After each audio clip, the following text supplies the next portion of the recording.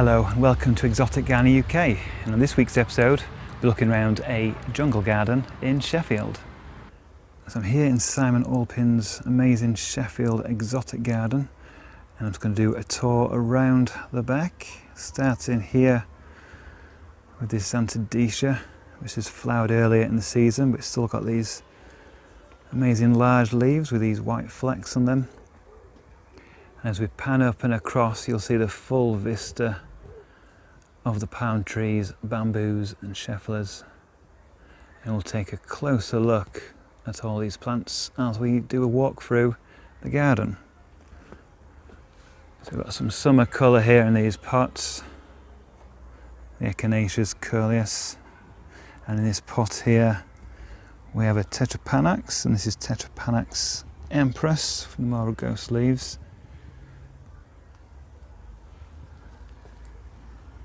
And then we've got the start of the journey of all these evergreen wonders, all these palm trees and bamboos. So we've got lots of Trachycarpus fortunei, all of various heights, and a waggy palm there. And then as we go down the garden, we've got these Chilean hard ferns here, Blecciums. And in front of us, we've got an absolutely huge Trachycarpus fortunei, and the trunk of which is extremely wide and extremely hairy, quite unusual long fibres on it. And we'll just do a closer look of it down there. You can just see through the foliage. To my left I've got a Vivax bamboo with a nice yellow culms. And now we've got a wonderful umbrella tree, Schefflera Rhododendronifolia, which must be about 3 metres tall. We've got the Schefflera Macrophylla, stunning huge large leaves. Behind that we've got the Chilean wine palm, Jubea, and a whole host of Trachycarpus fortunei here. And then at ground level we've got more ferns. And now we'll head on into the undergrowth. And the light levels drop a bit here, but if I just turn around, again more of the ferns and bamboos. And then you've got the wonderful fibres of this Trachycarpus fortunei, huge wide specimen. Really impressive to see. And then it might not come across on camera, but the actual size of these plants is absolutely amazing. And look at the size of this Vivax bamboo, this grove on this hill here, mound should I say, of all the compost and manure that's been added. Stunning the amount of culms, and it goes extremely high up there. Lots of evergreen plants. Let's go around here. Oh, and we've got a crocodile in front of us. Nice addition around this corner. And then we'll head through the bamboos. Turn around, there's a European fan palm there. And more Trachycarpus fortunei. I've got a Sasa palmata bamboo up there. Nothing's contained, everything's left to run. Let's go into the undergrowth, past another Schefflera here. This looks like a young Taiwaniana. And a beautiful blue bamboo here. Got the walking stick bamboo.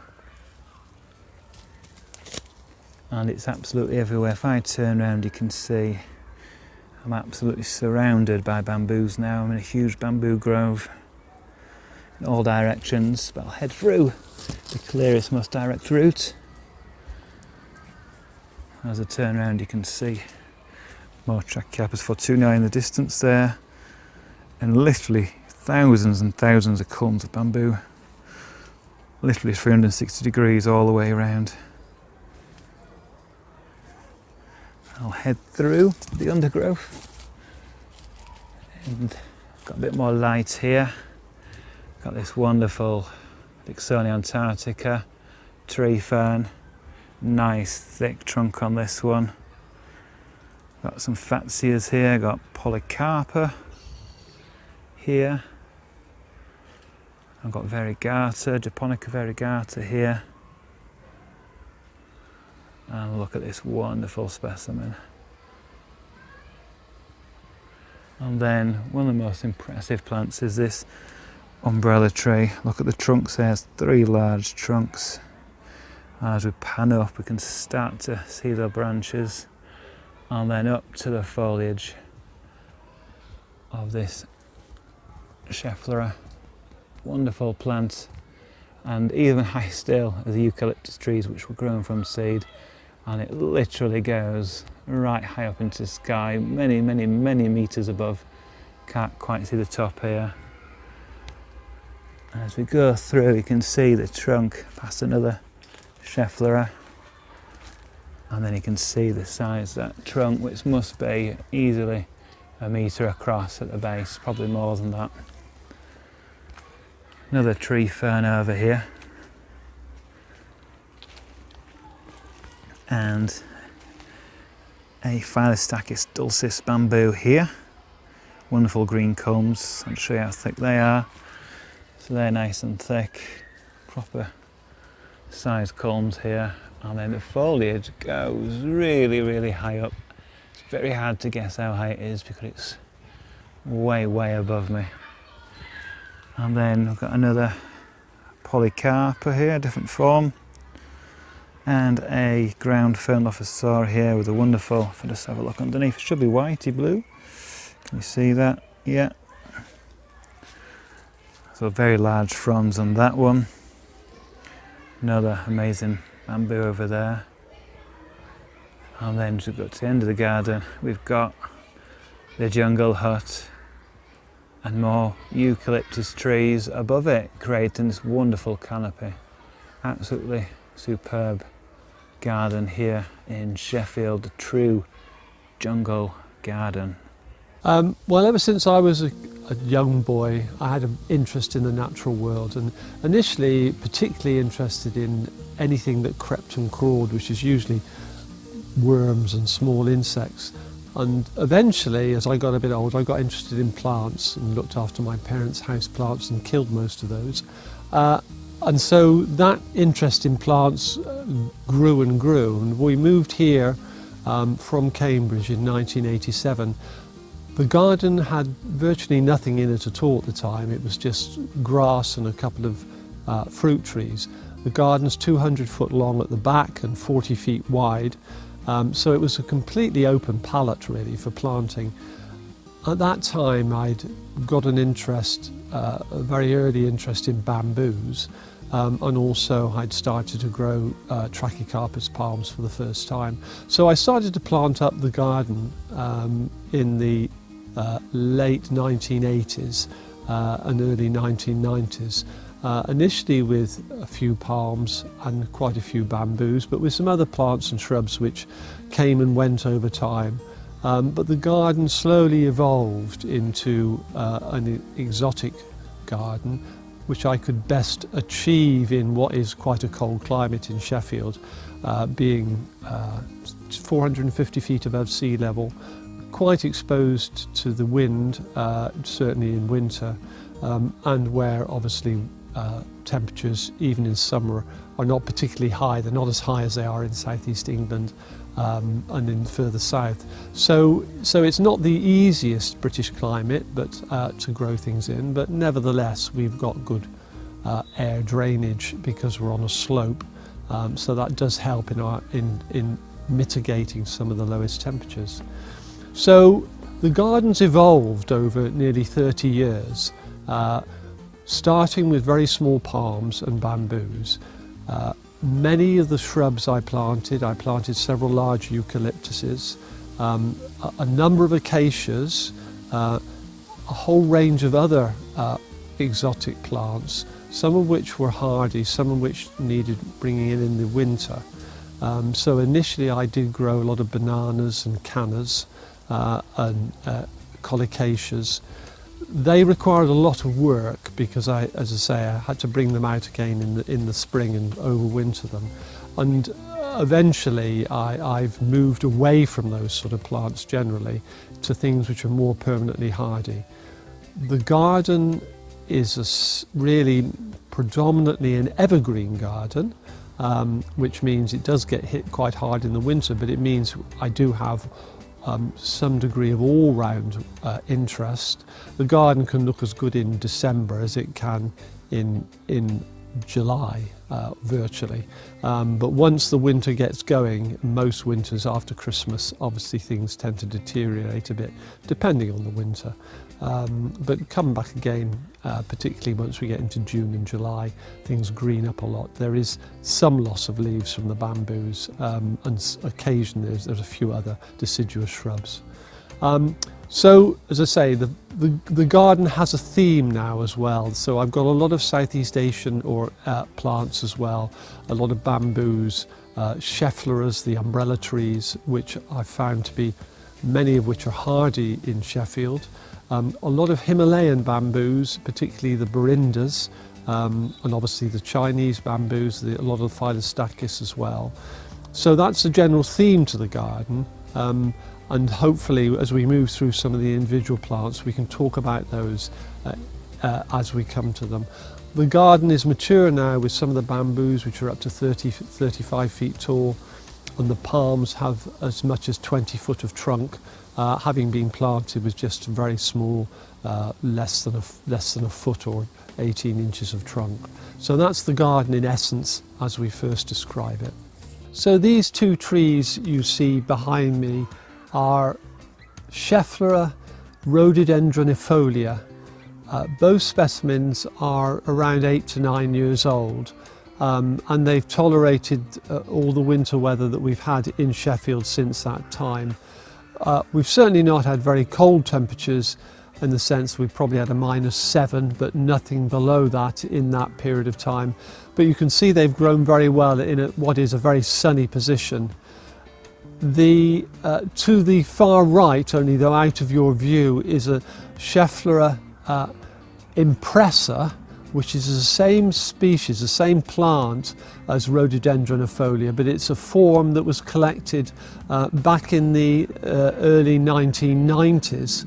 And I planted a small plant of Schefflera impressa back then, so it's been in this garden for over 20 years and has taken all the winter weather that Sheffield has thrown at it, including the -12 and huge snowfalls of up to a foot at a time of snow, which we've had over the years. So both have proven, or rather the species itself has proven very hardy for Sheffield.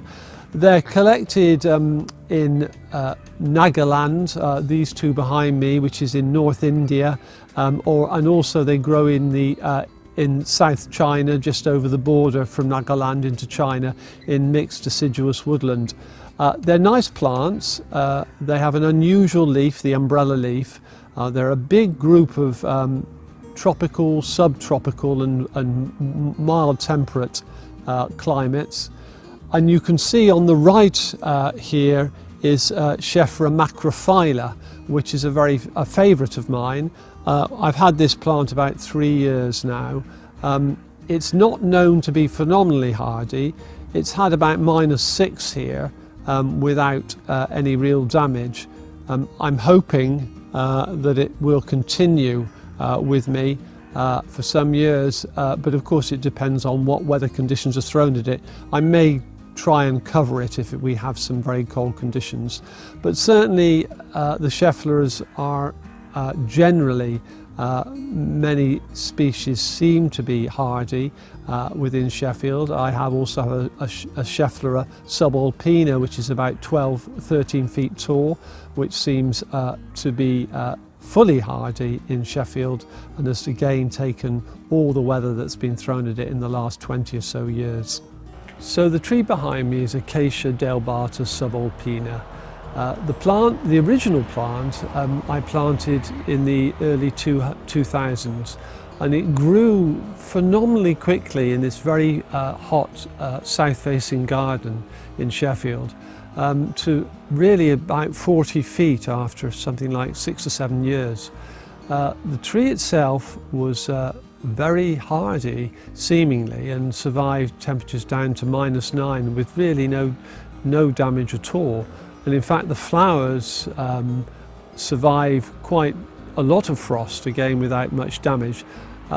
Certainly at -9 there was some damage, but certainly during the winters, most winters, the flowers are undamaged by -5s, even -6s. The very bad winter of 2010-11, where we had -12 here in Sheffield and in this garden, which was the coldest we've recorded in the last 35 years, the tree was completely killed to ground level, and there was no sign of any growth even from the trunk the following summer. In July of the following summer, a tiny sucker arose from a root which was some 12 feet away from the original tree. That tiny sucker, as a single growing shoot, was rather unstable, as it was actually on a growing from a large root. And for many years I kept cutting it back as it grew because it was not stable. As time went on, the roots established more and more, and eventually it's become a very substantial tree, which I trim back, flowers regularly, and the root system is really very solid now. And this is the tree that you see behind me. So this is my jungle area, which is a mixture of running bamboos and a couple of clumper bamboos, which are Berindra. This Berindra here is a Keith Rushforth introduction, KR3968, which is very similar to the Kris Stapleton 1046 bamboo. Very blue culms. It's essentially Berindra papyrifera. This one is collected at slightly higher altitude and maybe slightly hardier, but it's a beautiful clumping bamboo. In contrast, because I wanted to generate a jungle effect, I planted a number of runners, particularly this Bashania fargesii, which is a very much a running bamboo, has moved right across the garden in virtually all directions. It's tended to stay within the garden because it's a dry garden and I water it, so it tends to stay within the areas where there's water. It's also a very tall bamboo, so some of the culms on this bamboo, although they may not be that thick, are actually nearly 40 feet tall, and a particularly impressive bamboo in the sense that it is a very tough bamboo, but actually generates a very nice clumping, a very much grove effect, where you can move amongst the culms over quite a large area. There's another clumper here, which is another Berindra, Keith Rushforth introduction. Those culms too are going to well over 20 feet and are actually quite blue as well. So the overall effect is really a very dense jungle effect with tall bamboos which you can walk through and under, which is the sort of atmosphere I'm trying to create overall here. So this bamboo is Phylostachys vivax aureosulcata. It's the largest bamboo that I have, and it's probably the largest culm size in terms of bamboos that you can grow in the cooler parts of the UK. This specimen has been here for about 12 or 13 years, but it was reasonably mature planted when I put it here. So it's fed very regularly with farmyard manure or other kinds of mulch, any kind of organic matter really, which is rich and moisture retentive. It grows well here. It's in reasonably good sun and reasonably warm.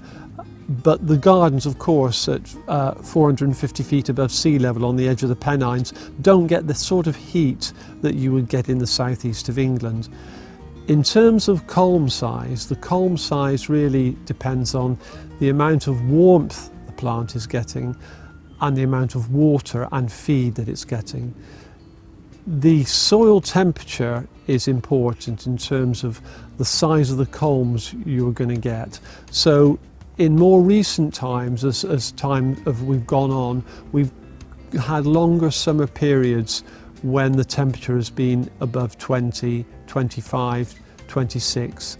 Those sort of temperatures bring higher temperatures within the soil and increase the chances of getting these large culms. And again, as I say, it depends on the soil moisture as well when the plant is growing. So it's a good bamboo to grow. The only downside is that it has very thin walls. Many culms have a much thicker wall structure, so these culms do break under heavy snow loading, which is rather disappointing because they tend to break at about 15 or 16 feet high, taking off much of the actual green growing part of the bamboo. So that is a downside where you're going to get heavy snowfall, of which Sheffield is particularly prone, so a foot of snow is not that unusual in Sheffield, but in most places that won't be a problem. Thank you for watching this edition of Exotic Gardening UK. Join me next week where I'll be doing more in the garden.